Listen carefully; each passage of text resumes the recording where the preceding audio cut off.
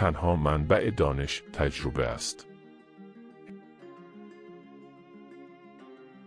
هدیه فانتزی و خیال پردازی برای من بیشتر از استعدادم برای جذب دانش مثبت معنی داشته است.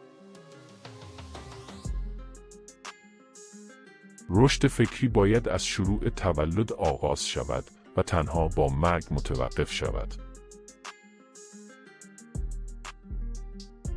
قوه خیال پردازی مهمتر از دانش است.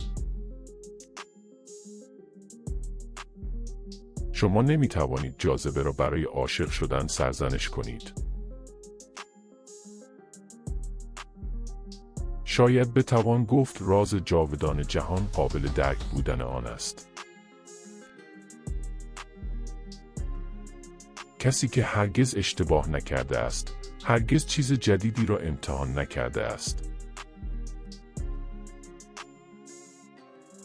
زندگی مثل راندن یک دوچرخه است. برای اینکه تعادل خود را نگه دارید باید به حرکت ادامه دهید. سرنوشت والای فرد خدمت کردن است، نه حکومت کردن. زورگویی همیشه مردانی که دارای سطح پایینی از اخلاقیات هستند را جذب می کند. اندک کسانی هستند که با چشمان خود می بینند و با قلب خود احساس می کنند. ترس از مرگ ناپذیرفته ترین ترس از همه ترس هاست، زیرا خطر تصادف برای کسی که جنازه است وجود ندارد.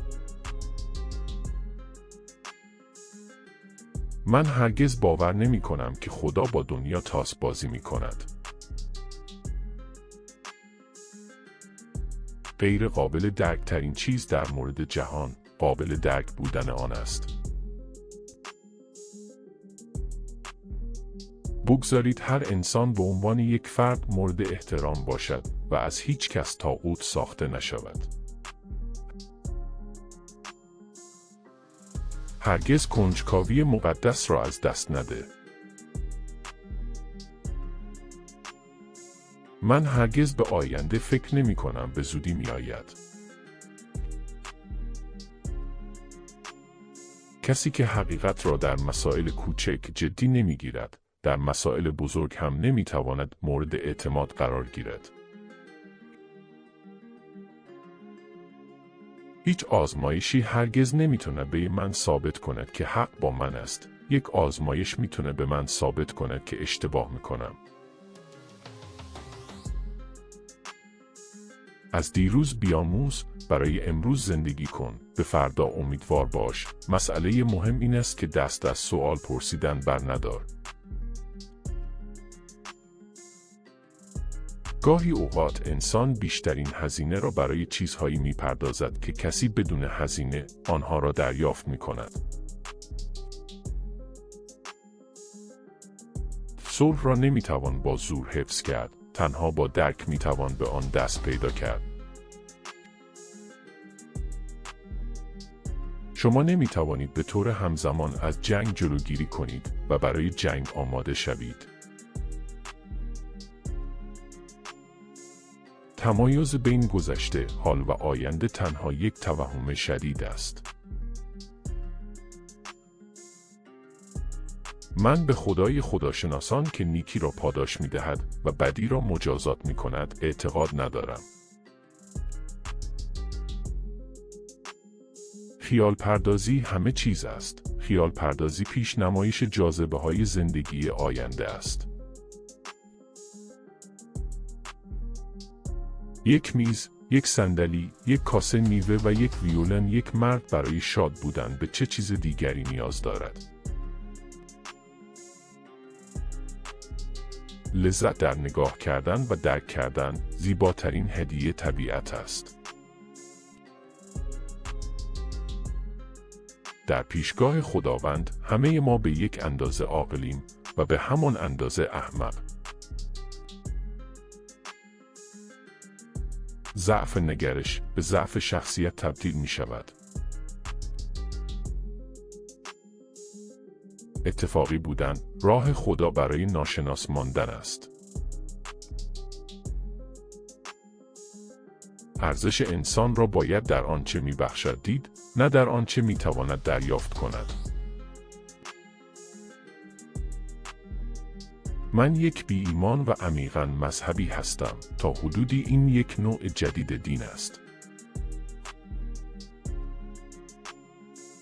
خداوند همیشه ساده ترین راه را انتخاب می کند. من عاشق سفر هستم، اما از رسیدن متنفرم. اکثر مردم میگویند که این عقل است که یک دانشمند بزرگ میسازد. آنها اشتباه میکنند. این شخصیت است. من هیچ استعداد خاصی ندارم. من فقط علاقه‌مندانه کنجکاوم. عشق معلمی بهتر از وظیفه است. هرگز کاری خلاف آوای درونی انجام ندهید، حتی اگر دولت آن را بخواهد. برای موفقیت تلاش نکنید، بلکه سعی کنید مفید باشید. خشم فقط در آغوش احمق‌ها ساکن است. هیچ مشکلی را نمیتوان با همون سطح آگاهی که آن را ایجاد کرد، حل کرد. به عمق طبیعت نگاه کنید، آنگاه همه چیز را بهتر خواهید فهمید.